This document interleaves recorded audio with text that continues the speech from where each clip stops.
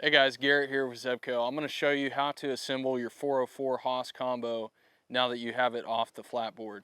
The first thing you're going to want to do is loosen the end of the reel seat and then place the reel foot in the reel seat and tighten the reel seat back down. Next, once you have the reel secured in the reel seat, you'll take the tip section of the rod and then insert it into the butt section, making sure that the guides are perfectly aligned. So now that you have your combo together, you'll want to press the button on the reel to let out some line. Pull out a couple arm lengths or enough to line the rod, and then you'll turn the reel handle again to re-engage the spool. Then, after you have your line out, you'll run it through all the guides on the rod. And once you've got all your line through all your guides, you're ready to tie bait on. Now that your rod is assembled and lined, I'm going to show you how to tie on a split shot rig using the components that come in the Eagle Claw tackle kit. The first thing you want to do is take a hook out of your freshwater hook assortment. I like to use a larger hook on this because this rig is best for live bait fishing. So you want a hook that's big enough to hold a minnow or a small shad. So the first thing you want to do is run the line through the eye of the hook, and then take the tag end of your line. I like to go around 5 times and then run the tag end back through the loop at the bottom of the knot, wet it, and pull it tight. The next thing you're going to want to do is take a split shot or two and place this about a foot above your hook.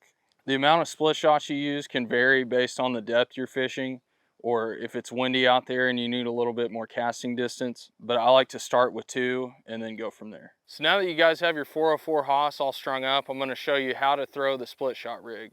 What you want to do is just press the button and take the rod back and release the button on your follow through. The split shot rig is going to work great anytime the fish are positioned on the bottom, or if you're in current and you want to keep your bait on the bottom. You can use night crawlers, you can use minnows, whatever kind of live bait you want to use. You can even use cut bait on here. This rig will work great for bluegill, catfish, crappie, bass. It just depends on what type of bait you use. To fish the split shot rig, you just want to throw it out there and let it sit until you feel a bite, and then just set the hook. All right guys, next I'm going to show you how to tie on a slip rig. What you want to do is take one of your egg sinkers that comes in the kit and thread that on your line. And then after that, you'll attach one of your barrel swivels with the interlock snap. I like to use a Palomar knot on this. So you'll double your line and run it through the eye of the swivel.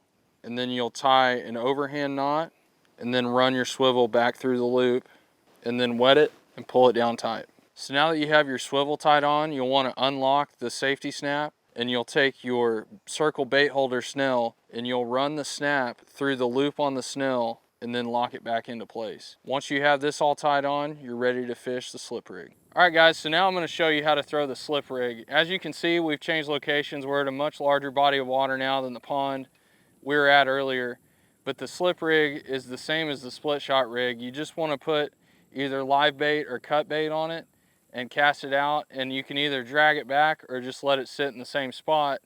It also works great to drop over the side of the boat if you're fishing for stripers or white bass, any kind of schooling fish. You can put a live shad on there and the weight will hold the bait on the bottom but still give it the freedom to move around. So all I do is just cast it out there, let it sit a while. I can move it like I said, or I can just let it sit there, and then if I don't get a bite after a few seconds, I'll reel it in and make another cast. All right guys, now I'm going to show you how to tie on a float rig using the components that come in your kit. The first thing you want to do is tie on one of your barrel swivels with the safety snap. I like to use a Palomar knot for this, so I double my line and then I run it through the eye of the swivel, and then I tie a simple overhand knot and then run the swivel back through the loop. And then after that, I wet it and I cinch it down. So now that you have your swivel tied on, you want to take one of the snells that comes in your kit and attach it to the snap on the swivel. For live bait fishing, I like to use an Aberdeen snell, and for night crawler fishing, I like to use a bait holder snell. Now that you have your snell attached to the swivel, take one of your cigar floats from the kit and attach it to your line about 6 inches above the swivel. Now that you've got your cigar float attached, take a split shot or two and attach that to your snell about 3 or 4 inches above the hook. After you've got that tied on, you're ready to fish with either live bait or night crawlers.